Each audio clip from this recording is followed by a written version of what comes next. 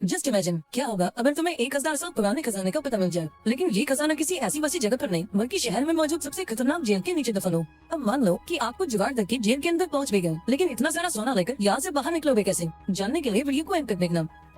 इस कहानी की शुरुआत होती है जैंग नाम के एक आदमी से, जो कि एक राइटर है और अलग अलग किस्म की कहानियां लिखता है। जैंग का सपना है कि वो अपने लिखी कहानियों पर एक फिल्म बनाए, लेकिन एक फिल्म को प्रोड्यूस करने में काफी पैसे लगते हैं और फिलहाल जैंग के पास एक फूटी कौड़ी तक नहीं है। अब अगले दिन जैंग उस प्रोड्यूसर से मिलने पहुंचा जिसके लिए वो काम करता है, लेकिन ऑफिस आकर उसने देखा कि वो प्रोड्यूसर एक दूसरे राइटर की कमाई कर रहा है क्योंकि उसने समय पर अपनी कहानी पूरी नहीं की थी। अब ये देखकर जैंग काफी घबरा गया क्योंकि उसकी कहानी भी अभी अधूरी थी, लेकिन इससे पहले कि प्रोड्यूसर इसका भूत बनाकर उसने अपनी गलती मान ली और कहानी को पूरा करने के लिए 1 महीने का टाइम मांगा। लेकिन 1 महीने की बजाय प्रोड्यूसर ने जैंग को केवल 4 दिनों की मोहलत दी और अगर इन 4 दिनों में उसने इस कहानी को पूरा नहीं किया तो उसे प्रोड्यूसर के पूरे पैसे लौटाने होंगे। अब भारी मन के साथ जैंग अपने घर पहुंचा और उस कहानी पर काम करना शुरू कर दिया, लेकिन काफी पन्ने फाड़ने के बावजूद भी वो कोई ढंग की चीज नहीं लिख पा रहा था। आखिरकार जैंग इस काम से तंग आ गया और दिमाग को ठंडा करने के लिए बियर पीने लगा। तभी उसे पास में पड़ा एक बॉक्स दिखाई दिया जो उसके ग्रैंडफादर मरने से पहले छोड़ गए थे। इस बॉक्स के अंदर से जैंग को उसके ग्रैंडफादर का एक लेटर मिला जो उन्होंने जैंग के लिए लिखा था। अब चूंकि जैंग ने काफी दारू पी ली थी, इसलिए इस लेटर को पढ़ते पढ़ते उसकी आंख लग गई। अब सपने में जैंग ने अपने ग्रैंडफादर को देखा जो उसे एक खुफिया खजाने का पता बता रहे थे। वो जैंग से कहते हैं कि मैंने हमारे पुश्तैनी घर के नीचे करोड़ों का सोना दबा रखा है, लेकिन मरने से पहले मैं उसे निकाल नहीं पाया क्योंकि सरकार ने उस घर को तोड़कर उसके ऊपर एक जेल बना दी थी। अब अगले पल जैंग की नींद खो गई और इस बॉक्स के अंदर से उसे अपने पुराने घर का नक्शा और एक सोने का बिस्किट भी मिला। अब जब उसने इस मैप को जेल की मैप से मिलाकर देखा तो वो पूरी तरह से हैरान हो गया क्योंकि ये दोनों मैप्स बिल्कुल सेम टू सेम थे। अब जैंग ने फैसला किया कि वो इस जेल के अंदर जाएगा और अपना पुश्तैनी सोना लेकर आएगा। अब खुद को गिरफ्तार करवाने के लिए जैंग ने अपने पड़ोसी का लैपटॉप चुराकर उसे नीचे फेंक दिया और इस अनोखी गलती के लिए जैंग को अरेस्ट करके जेल में डाल दिया गया। अब जेल पहुंचकर उसने देखा कि ढेर सारे कैदी मिलकर क्रैब नाम के एक दूसरे कैदी का बर्थडे मना रहे हैं। थोड़ी देर बाद क्रैब जैंग से मिलने पहुंचा और उसे बताया कि किसी जमाने में उसका भी जैंग नाम का एक दोस्त हुआ करता था, इसलिए क्रैब ने इस जैंग को भी अपना दोस्त बना लिया और जेल के अंदर उसकी हिफाजत करने का वादा किया। अब थोड़ी देर बाद जैंग जेल के अंदर मौजूद बरगद के पेड़ के पास गया क्योंकि उस नक्शे के हिसाब से इस पेड़ के आसपास एक कुआं था और वो सारा सोना उस कुएं के अंदर दफन था। तभी अंकल ली नाम का एक दूसरा कैदी जैंग के पास आया और उसे बताया कि इस जेल के अंदर 2 गैंग्स हैं और यहाँ आने वाले हर एक कैदी को किसी एक गैंग में शामिल होना ही पड़ता है। अब पहले गैंग थी क्रैब की, जो हर हाल में अपने साथियों की रक्षा करते थे और जेल में शांति व्यवस्था बनाकर रखते थे। वहीं दूसरी गैंग थी टाइगर नाम के एक आदमी की, जिसे ब्रदर टाइगर के नाम से जाना जाता था। यही कैदी जैंग से कहता है कि एक बार को तुम जेल के वार्डन से बच जाना, लेकिन टाइगर और उसके साथियों से दूर ही रहना। पर अभी वो अपनी बात पूरी करता उससे पहले टाइगर के लोग वहाँ पहुँच गए और सभी नए कैदियों को पकड़कर टाइगर के पास ले गए। अब टाइगर के लोगों ने इन कैदियों पर गैंग में शामिल होने का दबाव बनाया और इनकार करने पर इनकी अच्छे से खातिरदारी करे। अब जैंग के पास कोई और चारा नहीं था और उस कैदी की कई बातों को याद करके वो गैंग में शामिल होने के लिए राजी हो गया, लेकिन इस गैंग में शामिल होने के लिए इन सभी लोगों को टाइगर की ठुकी हुई चाय पीनी पड़ेगी। अब मजबूरन सभी कैदी को ये चाय पीनी पड़े, लेकिन जब जैंग की बारी आई तब क्रैब और उसके साथियों ने लास्ट मोमेंट पर आकर उसे इस बेइज्जती से बचा लिया। यहाँ क्रैब ने टाइगर से कहा कि जैंग मेरे साथ मेरे कमरे में रहता है, इसलिए वो मेरी गैंग का हिस्सा है और तुम उसके साथ जबरदस्ती नहीं कर सकते। अब ये सुनकर क्रैब भड़क गया और उसने कसम खा ली कि वो जैंग की जिंदगी को नरक बना देगा। अब उस शाम जब जैंग अपना नाश्ता कर रहा था तब टाइगर उसके पास आया और उसके खाने में कॉकरोचेस डालकर उसे खाने को कहा, लेकिन वहाँ मौजूद क्रैब ने ये सब देख लिया और यहाँ इन दोनों ग्रुप्स की भी एक जोरदार लड़ाई हो गई। अब अगले दिन जैंग को इस जेल की साफ सफाई का काम दिया गया और इस दौरान जैंग ने उस पुराने कुएं को ढूंढने की कोशिश की जिसके अंदर वो सारा सोना दबा है, लेकिन काफी कोशिशों के बाद भी उसे उस कुएं का कुछ पता नहीं चला। इसके बाद वो जेल की लाइब्रेरी में पहुंचा जहाँ उसे ये बात पता लगी कि कुछ महीनों पहले ही इस जेल को तोड़कर दोबारा से बनाया गया है और इस जेल का नया नक्शा उसे यहाँ के फाइल रूम में मिलेगा। अभी वो इन ख्यालों में डूबा ही था कि तभी टाइगर और उसके साथियों ने जैंग पर हमला कर दिया।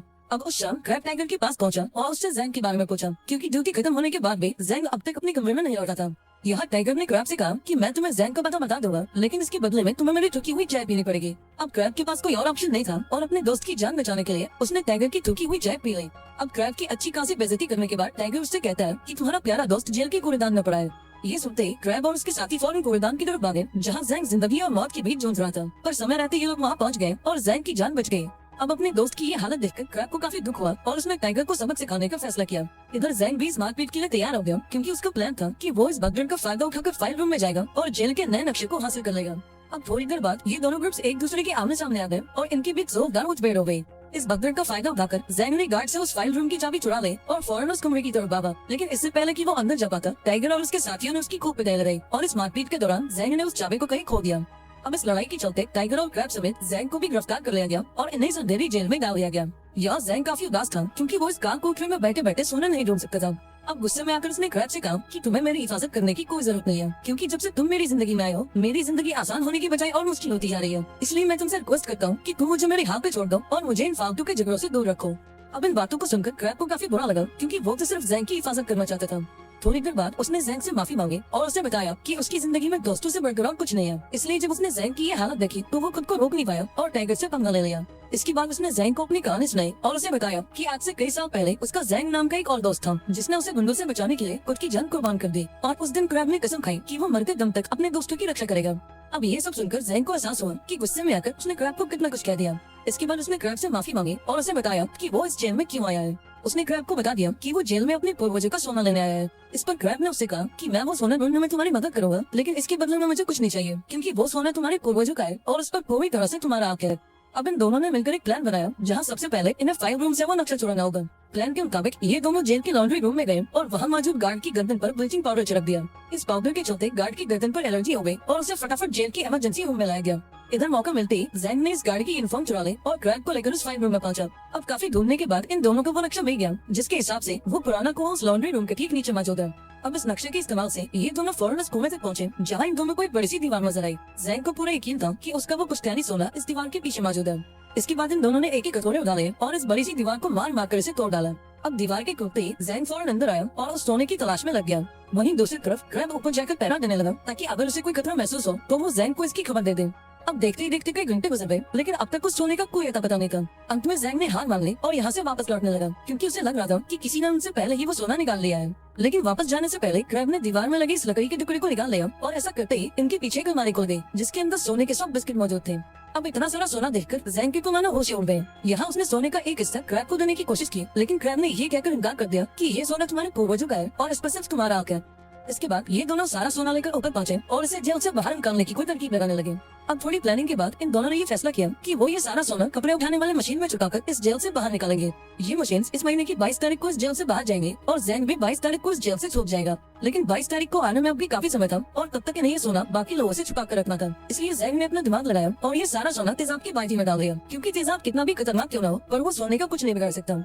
अब अपना पुश्तैनी सोना पाकर जैंग काफी खुश था क्योंकि अब वो अपना सारा कर्ज उतार कर अपने मनचाही कहानियों पर फिल्में बना सकता है। अब अगली सुबह टाइगर ने इन दोनों पर हमला कर दिया और यहाँ एक जोरदार लड़ाई शुरू हो गई। इस हाथापाई के बीच वो सारा सोना टाइगर के हाथ लग गया जिन्हें जैंग ने तेजाब के डब्बों में छुपा रखा था।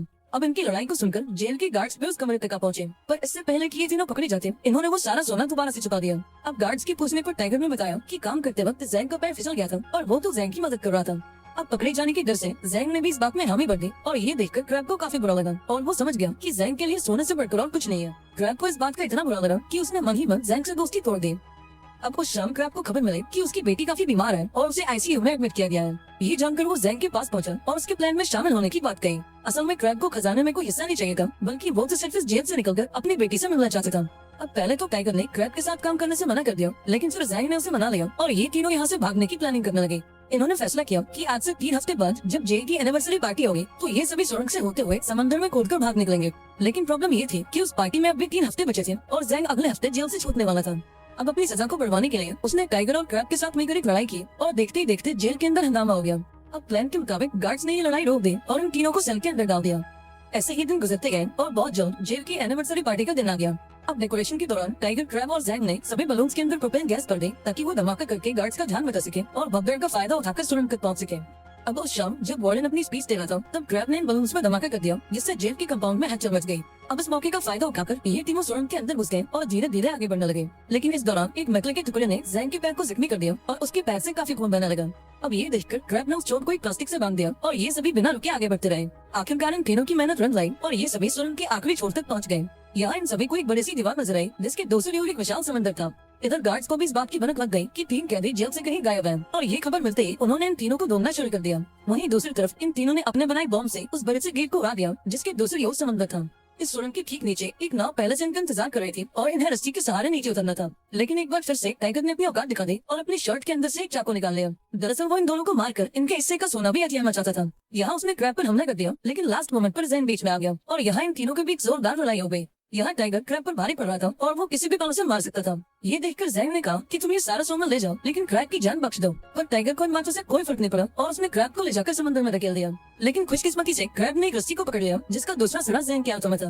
अब इन दोनों को इतना लाचार देखकर टाइगर इनके मजे लेने लगा, पर तभी क्रैब ने मौका देखकर टाइगर को ही नीचे खींच लिया और टाइगर के साथ साथ वो सारा सोना भी पानी में जा गिरा। इसके बाद जैंग ने क्रैब को ऊपर खींचने की कोशिश की और इस दौरान मुझे एहसास हुआ कि शुरू से लेकर अभी तक क्रैब ने एक सच्चे दोस्त की तरह हमेशा उसका साथ निभाया है। अब काफी कोशिश के बाद आखिरकार उसने क्रैब को ऊपर खींच लिया और इन दोनों की जान बच गई।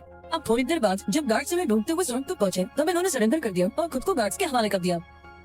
अब थोड़े दिनों बाद क्रैब को खबर दी गई कि उसकी बेटी की सर्जरी कामयाब रही और उसकी जान बच गई है। इसके साथ ही जैन को यह बताया गया कि जो सोना समंदर में कहीं गुम गया था उसकी तलाश कर ली गई है और सरकार ने जैन को उसका मालिक बताया है।